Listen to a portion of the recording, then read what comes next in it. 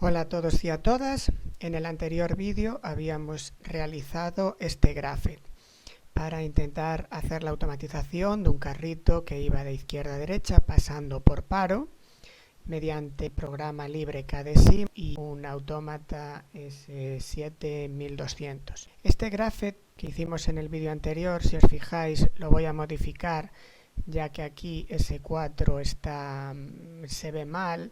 Entonces lo voy a modificar y poner esta transición hacia abajo para que esté más claro.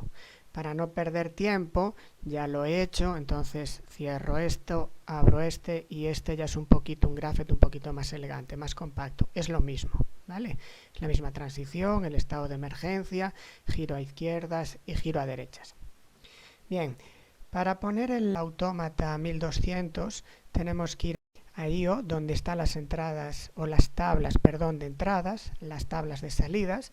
Aquí tenemos pues un módulo de un logo y el PLC S7200. Vamos a decir qué entradas vamos a utilizar.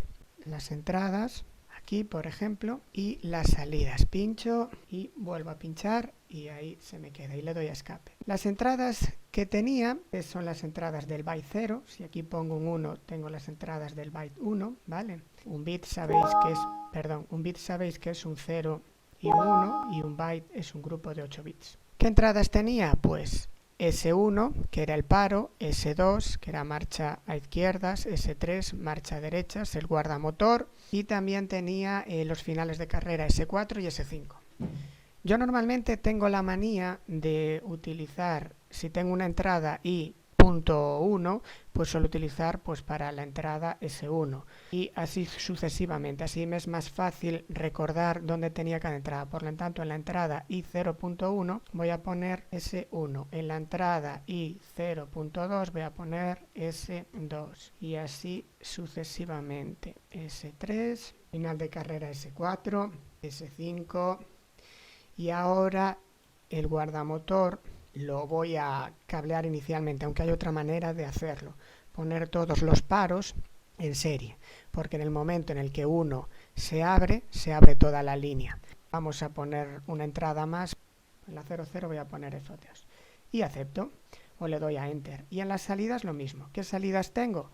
Bueno, las salidas son todos los preactuadores o actuadores que es capaz de manejar mi autómata, es decir, se representan por la letra Q y, os decía antes, si aquí pongo un 1, estas salidas serán el byte 1 desde la Q1.0 a la Q1.7 y este es el byte 0 que va desde el Q0.0 al Q0.7. Y lo mismo, bueno, pues KMI lo voy a poner por ejemplo en el 1, KMD pues lo voy a poner en el 4, por ejemplo. Y aquí en la salida, si nos fijamos, esta bombilla que está señalizando giro a izquierdas y esta bombilla que está señalizando giro a derechas, puedo ponerla en una salida del autómata o me la puedo ahorrar en este caso. ¿Por qué?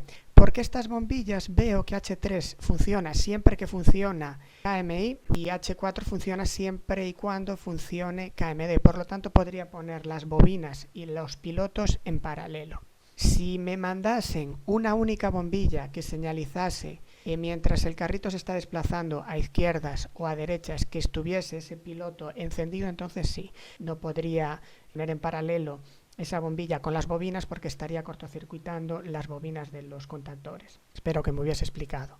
Y para H1 pues la voy a poner 7, por ejemplo, H1.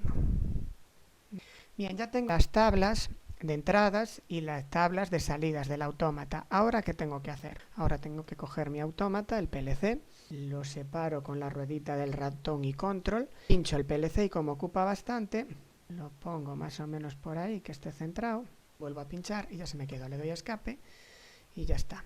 Para que sea más fácil voy a poner unas botoneras para que sea más fácil pulsarme en S2, S3, finales de carrera, actuar sobre el guardamotor. Son unas botoneras como si tuviera en la puerta del cuadro. Las botoneras las cogemos en pulsadores, aquí, estas botoneras, ¿vale? Botón de pulsado. Y pongo, por ejemplo, paro, marcha en un sentido, marcha en otro sentido, final de carrera en otro sentido y guardamotor. Y ahora en KDSIM todos los elementos que tengan el mismo nombre se accionan a la vez. Por ejemplo, S1 lo voy a poner rojo para que sea un paro. Entonces siempre que pulse este S1 se va a accionar y el S1 que ponga allí cableado también se va a accionar. ¿Por qué? Porque se llama el mismo nombre. S2 va a ser marcha en un sentido, por lo tanto lo voy a dejar verde. S3 va a ser marcha en otro sentido, lo voy a poner, por ejemplo, azul. Los finales de carrera yo tengo la costumbre de ponerlos grises. Repito, estos son unos botones que pongo para que me sea más fácil manipular la automatización. Los finales de carrera estarían evidentemente en su zona, ¿no? En el final de la vía, y lo voy a poner amarillo este. Y creo que este S5 lo tengo mal. S5. Muy bien, pues ahora simplemente tendría que cablear el autómata. En primer lugar tengo que alimentarlo. Aquí veo que tengo línea, neutro y tierra. Bueno, pues voy aquí a las alimentaciones, cojo uno de línea, neutro y tierra, intento ponerlo más o menos en la misma línea, que creo que es esta. Acordaos que aquí se supone que esto está protegido. Ya no voy a poner un interruptor aguas abajo, ¿vale? Porque entiendo que esta línea aguas arriba ya hay un interruptor que lo protege. Así nos evitamos tener que rearmar cada vez que tengamos que iniciar la simulación. Neutro y tierra. Uy, y tierra. Se me escapó aquí. El cable es muy fácil. Pincho, mantengo pulsado, arrastro y suelto. Vamos a ver si hicimos bien la alimentación. Le doy aquí a simulación y vemos que el autómata está en gris. Por lo tanto no he hecho bien la conexión. Fijaros que aquí este cable me sale un poquito para abajo. Bueno, es bueno que sucedan estas cosas porque así vemos posibles errores y cómo se pueden solucionar. Ahora si le doy a la simulación ya se ve que hay un piloto verde de alimentación del autómata. Vamos a pararlo y voy a seguir cableando. Bueno, pues F2 está en la entrada y 0.0, que es esto. Estas son las entradas de las inputs, de la 0 a la 7, el primer byte, y aquí tengo el segundo byte, de la 0 a la 5. Y aquí tendría un módulo de 2 entradas analógicas. El autómata tiene una salida a 24 voltios de corriente continua. ¿Para qué? Pues para alimentar los sensores y los elementos de entrada. Si esta fuente de alimentación no tuviese la suficiente potencia, habría que poner una fuente de alimentación exterior. Bueno, y ahora vamos a poner los elementos. El guardamotor está en la entrada 00. Bueno, pues la entrada 00 es esta. Aquí estoy poniendo un contacto normalmente cerrado. Se entiende que, como ya sabéis, en los guardamotores, disyuntores o relés térmicos, es importante que este guardamotor esté cerrado en el momento en el que esté en funcionamiento, porque muchos fabricantes te dicen contacto normalmente abierto en reposo y cuando le das a funcionamiento el que era normalmente cerrado pasa a ser abierto y el que era normalmente abierto pasa a ser cerrado. Entonces, tener cuidado con estas cosas.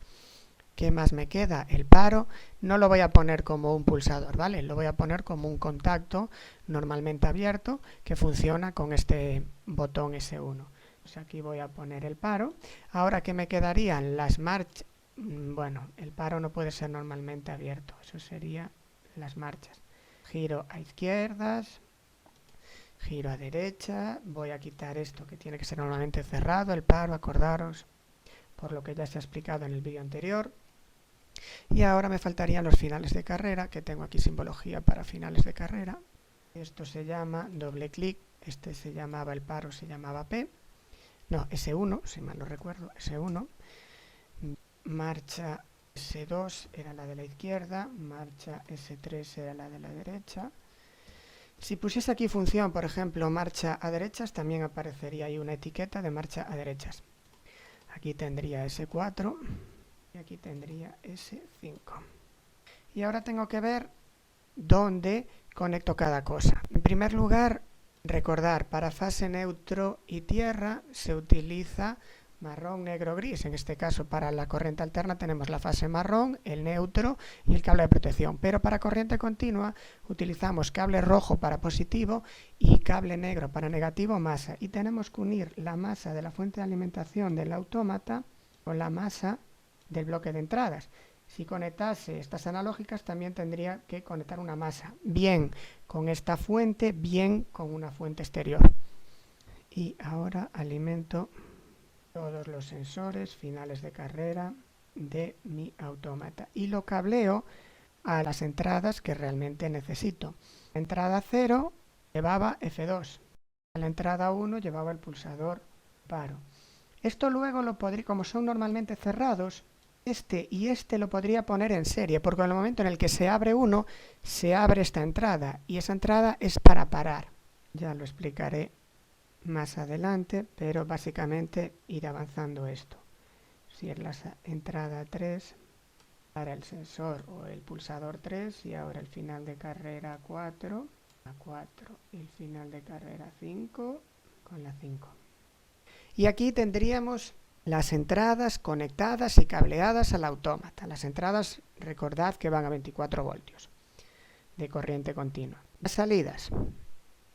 Voy a desplazar esta tablita de salidas para que me sea más cómodo verlo. Las salidas tenemos que tener presentes, esto es un módulo de ampliación, ¿vale? De analógicas. Normalmente el autómata suele venir sin él.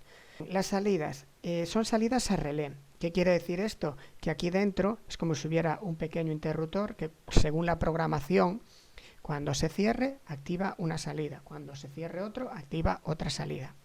Fijaros que vienen separadas las salidas. Hay un bloque de salidas que va desde la 00 hasta la 04, mejor dicho, desde el punto 0 a la punto 4, y estos dependen de la línea 1, y de la línea 2 dependen estas otras salidas. ¿Por qué lo hacen así? Porque yo podría tener aquí unos receptores a corriente alterna y aquí unos actuadores o preactuadores en corriente continua.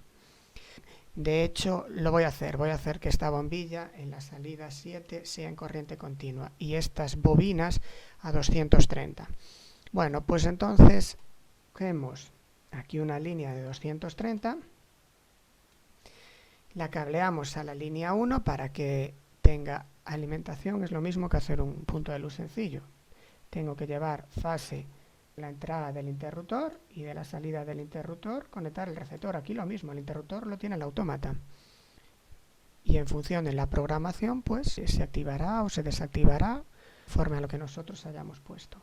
KMI iba a la 1, ¿no? Pues la 1 más o menos está por aquí para que intentar no hacer muchos quiebros.